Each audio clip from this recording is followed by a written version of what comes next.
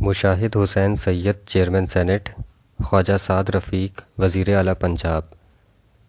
Column نگار Syed Sardar Ahmad Pirzada, the first blind journalist of Pakistan, APNS best Urdu column award holder, روزنامہ نوائے وقت، مورخہ 9 فروری 2018۔ مستقبل قریب میں پاکستانی سیاست کے حوالے سے کچھ شخصیات کا سیاسی تجزیہ کرتے ہیں۔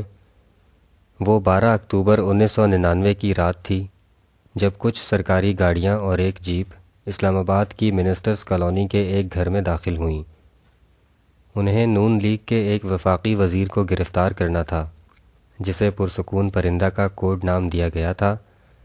یہ وہی قیدی تھا جسے بعد میں ایمنسٹی انٹرنیشنل نے ضمیر کا قیدی کہا۔ انہیں ہم مشاہد حسین سید کے نام سے جانتے ہیں۔ ان کی مؤثر شخصیت کے کچھ دلچسپ پہلو بھی ہیں۔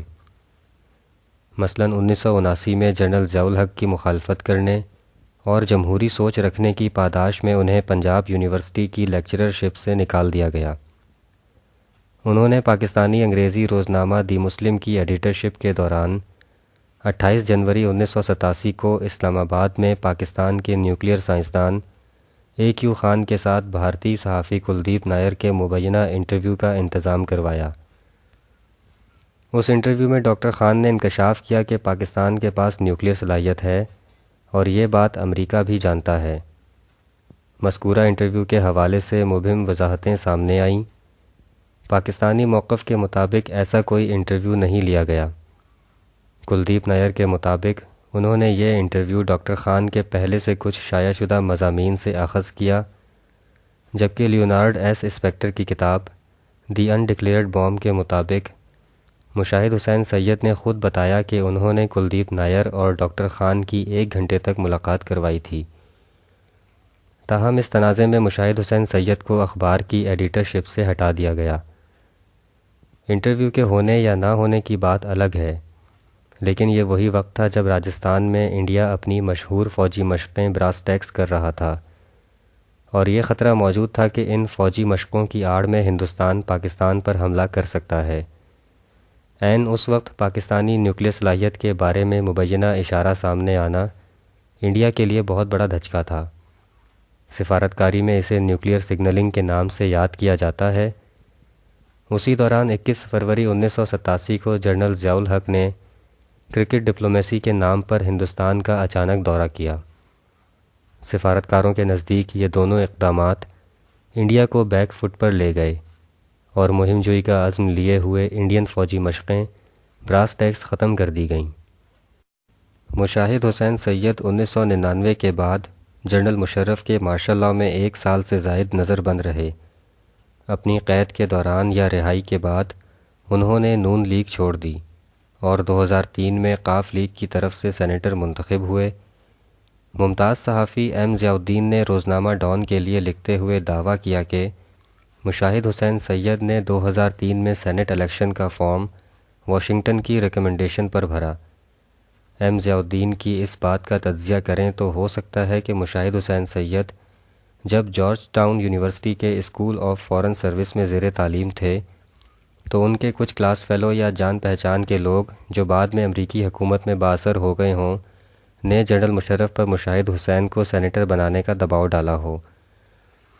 مشاہد حسین سید کی نواز شریف سے حالیہ ملاقات کے بعد نون لیگ میں شمولیت اور سینٹ کا ٹکٹ ملنے پر چہ میگوئیاں ہو رہی ہیں۔ دیکھا جائے تو مشاہد حسین سید نے گزشتہ چند برسوں میں پاک چین تعلقات کے حوالے سے خوب نام کمایا ہے۔ یہ کہنا درست ہوگا کہ نواز شریف اور شہباز شریف کے بعد مشاہد حسین سید وہ پاکستانی سویلین لیڈر ہیں جو چین کے لیے ہر دل عزیز ہیں۔ شاید اس مرتبہ مشاہد حسین سید کو سینٹ کا ٹکٹ دینے کے حوالے سے نون لیگ کو چین کی پسند کا خیال رکھنا ضروری ہو گیا ہو۔ مشاہد حسین سید اپنے دانشورانہ متوازن مزاج کے حوالے سے ہماری اسٹیبلشمنٹ کے لیے بھی قابل قبول ہیں۔ اگر نون لیگ سینٹ میں اکثریت حاصل کر جاتی ہے تو نواز شریف کو مشاہد حسین سید کی صورت میں سینٹ کا ایک ایسا چیئرمین مل جائے گا جو موجودہ چیئرمین سینٹ رضا ربانی جیسی دانشور شخصیت کا متبادل ثابت ہوگا۔ مشاہد حسین سید تقریباً تمام سیاسی جماعتوں کے لیے بھی مناسب ہوں گے۔ اگر مشاہد حسین سید کے تعلقات قومی اور بین الاقوامی سطح پر بااختیار حلقوں کے ساتھ ہیں تو ان کے یہ تعلقات ہمیشہ پاکستان کے حق میں ہی استعمال ہوئے ہیں۔ مستقبل قریب کی سیاست میں مزید نمایاں ہونے والی دوسری شخصیت خواجہ سعد رفیق کی ہے۔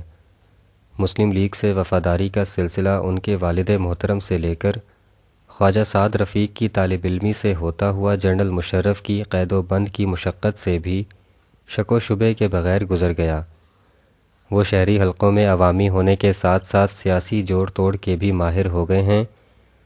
وہ نواز شریف کے بعد اب شہباز شریف کی بھی خصوصی توجہ کے حقدار ہوتے ہیں۔ پنجاب کے حوالے سے کوئی بھی اہم فیصلہ یا جلسہ ہو یا شریف خاندان کا کوئی بھی مقامی یا بین الاقوامی اہم حساس معاملہ ہو، خواجہ سعد رفیق کی ظاہری یا درپردہ شمولیت یا مشورہ بہت اہمیت رکھتا ہے۔ پاکستان ریلوے ان کی انتظامی صلاحیتوں کا منہ بولتا شاہکار ہے۔ یہ وہی پاکستان ریلوے تھی جو پیپلز پارٹی کے 2013 میں ختم ہونے والے اقتدار تک ختم ہو چکی تھی اور سابقہ منافع بخش مال گاڑیاں ریلوے لائنوں سے بالکل ہٹا ہی دی گئی تھیں۔ اسی بنا پر اس وقت کے وزیر ریلوے غلام احمد بلور پاکستان کے اس اثاثے کو اونے پونے داموں فروخت کر کے قومی خدمت سر انجام دینا چاہتے تھے۔ خواجہ سعد رفیق نے وزارت سنبھالنے کے بعد پاکستان ریلوے کو زندہ کیا، بروقت کیا، اپ گریڈ کیا، مال گاڑیوں کو دوبارہ چالو کیا اور گزشتہ 4.5 برسوں میں پاکستان ریلوے کو ایک منافع بخش ادارہ بنا دیا۔ شہباز شریف کے وزیر اعظم بننے کی صورت میں خواجہ سعد رفیق پنجاب کے وزیر اعلیٰ کا خلا پر کرنے کے پورے نمبر رکھتے ہیں۔ خلاصہ یہ کہ 2018 میں نون لیگ کی جیت کے بعد نواز شریف عہدے کی مہم جوئی سے زیادہ آئینی اور قانونی ترامیم کی مہم جوئی کریں گے۔ وہ آئین اور قانون میں ایسی تبدیلیاں لائیں گے جو مستقبل میں ہمارے سیاسی اور عدالتی نظام کو سابقہ حالات سے مختلف کریں۔ اس کے لیے انہیں کسی بڑے عہدے سے زیادہ بڑی سیاسی روحانی شخصیت بننا ہوگا۔ اس سیاسی فکری عمل میں مریم نواز ان کی بہترین ساتھی ہو سکتی ہیں۔ اگر عدلیہ اور ایگزیکٹو کو الگ ہونا چاہیے تو سیاسی مفکرین اور ایگزیکٹو کو بھی الگ ہونا چاہیے۔ شکریہ۔ The end.